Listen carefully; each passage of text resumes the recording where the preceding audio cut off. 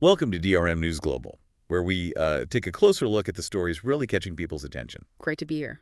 So today, we're diving into a headline that's definitely sparked a lot of interest. The marriage of Kristen Stewart and Dylan Meyer. Yeah, big news for them. We've looked through the news reports, various articles, trying to really understand the details, the timeline of their wedding day and how they got there. It's always kind of fascinating, isn't it? How a couple who keeps things relatively private still captures so much attention when something like this, these intimate details, come out. It really is. There's definitely a lot of public interest in them. So let's get into it. What can you tell us first about the wedding itself? What are the key facts? Well, what's interesting from reports is the picture they paint. It seems confirmed they officially married on Sunday, April 20th. Okay, April 20th. And the ceremony was described as very intimate, held right at their place in Los Angeles. At home? Yeah, which kind of speaks to maybe wanting something more personal, maybe less overwhelming. It fits with some things Kristen had said before about wanting low-key. Right, that tracks. Yeah. And the timing, that seemed quite deliberate, too. I saw they got the marriage license just a few days before that Sunday. Yeah, exactly. Why is that quick turnaround significant, do you think, from license to ceremony? Well, it does suggest maybe a certain decisiveness, perhaps wanting to formalize things privately, without a huge public buildup. Right, avoid the long media watch. Exactly. They got the license from the LA County Courthouse on the Tuesday before, so that's what, a 5-day window? 5 days, wow. Yeah, between the legal step and the actual wedding. It really emphasizes the personal side of it, focusing on the marriage itself, not a big spectacle. Makes sense, absolutely. And who was there? Who shared this intimate moment with them? Any familiar faces? Well, for such a personal event, the guest list was definitely small. Minimal, really. Kept it tight. But reports did mention a couple of celebrity guests were there. Ashley Benson and her husband, Brandon Davis. Okay, so close friends. Seems like it, yeah. Suggests a really close circle they wanted to include. So a small gathering. And we even got a little peek at what it looked like, didn't we? Thanks to TMZ, I think. Yeah, that's right. TMZ had a photo. What stood out from that, those visual details? Well, it gave a glimpse into their style for the day. Kristen was apparently in a beige two-piece outfit. Yep. And she was seen placing the ring on Dylan's finger in the photo. And Dylan. Dylan was in a white mini dress. It had like a plaid bow accent and black shoes. Interesting choices. Yeah, it's just a pretty relaxed, authentic vibe for their wedding clothes, right? Like personal comfort over super traditional formal stuff. Definitely sounds like a wedding that was very them. Okay, let's rewind a bit then. Their journey to getting married, it wasn't exactly love at first sight, was it? No, not at all. What's interesting is that they actually first met like way back, 2013, on a movie set. Oh, that long ago. Yeah, but the romantic connection, that didn't happen until August 2019. Okay. So it really shows how relationships can sort of evolve, and timing is, everything sometimes. So not immediate. What sparked it then when they reconnected years later? Do we know? Reports say they reconnected at a party, a mutual friends party. Right.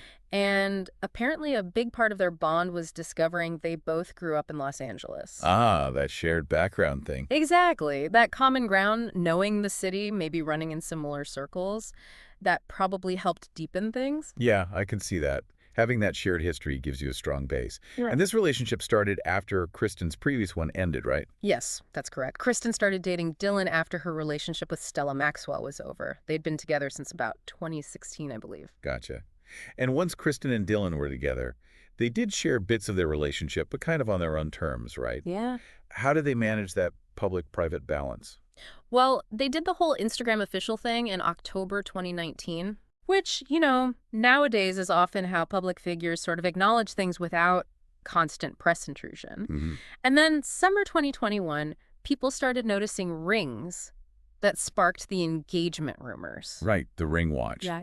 Which Kristen then confirmed pretty memorably, as I recall, Yeah. Howard Stern. Yes, exactly. She confirmed it in November 2021 on the Howard Stern show. And what was notable about that? Well, just how direct she was, really. And she also shared that detail that it was Dylan who proposed to her. Oh, interesting. Yeah, it felt like a genuine, personal little insight into their decision. It's always good to hear those details. Yeah. Okay, so leading up to the wedding, Kristen had talked a bit about what she wanted, right?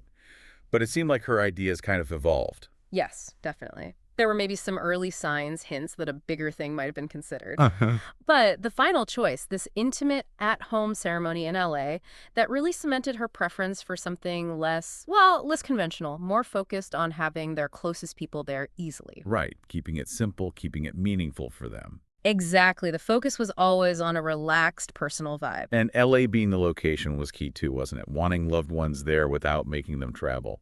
That feels pretty grounded. It really does. Wanting to keep it local, it just highlights how important community and connection were for their celebration. Yeah. And all the talk about chill vibes and standing for the vows, having a party after, it all points to that informal, personal feel they wanted. Okay, now about that party.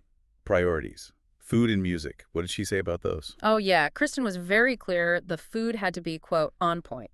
That was a big priority for the reception. I can relate to that. And the music. Simple goal. Just play the hits, keep it lively, keep people having fun. Love it. All right, we have to talk about the Guy Fieri situation. That became kind of a funny side story. Yes, the mayor of Flavortown potential appearance. Right. So Kristen had said, again on Howard Stern, that she really wanted Guy Fieri to officiate. Which is just amazing. Yeah, it is. And then Guy Fieri actually responded on the Today Show basically saying, I'm in, let's do it. The internet loved that. Oh, totally. It was such a fun, unexpected celebrity crossover moment. Pure gold. So did he. Did the culinary king preside over the vows? Well, this is where the wish seems to have met reality. Based on the photos and reports we have from the actual day, no Guy Fieri was spotted. Oh, really? Yeah. It seems like it was a delightful idea, great for headlines, but didn't actually happen at the ceremony. Huh, okay. A fun what if. And speaking of unique ideas, Kristen's initial thought for wedding attire was also memorable. It really was. She joked about wanting to wear Levi's and a faux tuxedo t-shirt. Classic. But as we saw, the actual outfits were different. The beige two-piece for Kristen, the white mini dress for Dylan. More refined, maybe? Still sounds cool, though. Yeah, it shows that playful side in the planning, even if the final look was a bit different, but still reflected their own styles. So the laid-back spirit was definitely there, even if the tuxedo t-shirt wasn't. Okay, so now they've tied the knot. What do we know about their future plans? How are they looking ahead? That's an interesting area. Kristen actually spoke pretty openly, I think it was February last year, about maybe having kids with Dylan. Oh, wow. Yeah, even discussed like unconventional ideas, like potentially carrying embryos donated from each other. Yeah, very open. It definitely shows a deep commitment, right? And a very modern, forward-thinking way of approaching family planning. Absolutely. And she was also pretty honest about her feelings around it, too, wasn't she? Yes, very. While she talked about wanting kids, she also admitted being, and this is a direct quote, so scared of childbirth. Wow. Which is incredibly relatable for a lot of people. It just highlights that vulnerability and honesty they seem to bring to these huge life things. Yeah, that's very real. Okay, and it's not just personal life. They're mixing things professionally, too. Yeah. Collaborating creatively. Yes, and this is quite significant. They co-wrote a stoner comedy called The Wrong Girls, and they actually started filming it back in February. Oh. And this is Dylan's feature-length directorial debut. Oh, big step. Huge step. And Kristen is starring in it alongside a really great cast: Seth Rogen, Aaliyah Shawkat, Lakeith Stanfield, Kumail Nanjiani. Wow, that's quite the lineup. Yeah, so it's a major professional partnership for them, blending their creative work together. Sounds like a project to watch out for. And Kristen's own directing work. Anything new there? Yes, she directed her own film, The Chronology of Water, last year. Right. And there's been some buzz, some speculation that it might pop up at the Cannes Film Festival, maybe as a late edition, non-competition screening. Interesting. So, lots going on.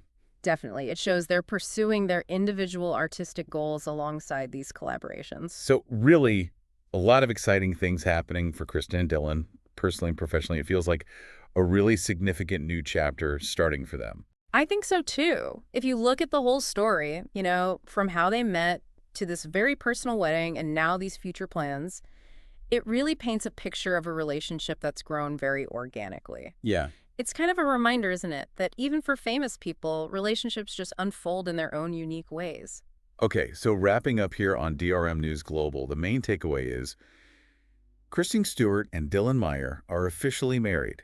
They did it their way, low-key, personal, at home in LA. Exactly. Seems like the vision they had for a meaningful, intimate day really came true. And it really marks the end of one chapter of their journey and, the beginning of the next, with creative projects and maybe family plans down the line. For sure. It sets that stage. It's a really compelling look at navigating that public-private line. And maybe it makes us, the listeners, think a bit about how we all choose to mark big life moments. What feels authentic, what really resonates. That's a great thought to end on. What makes these moments truly meaningful? Absolutely. Well, thanks for joining us for this exploration of Kristen and Dylan's story here on DRM News Global.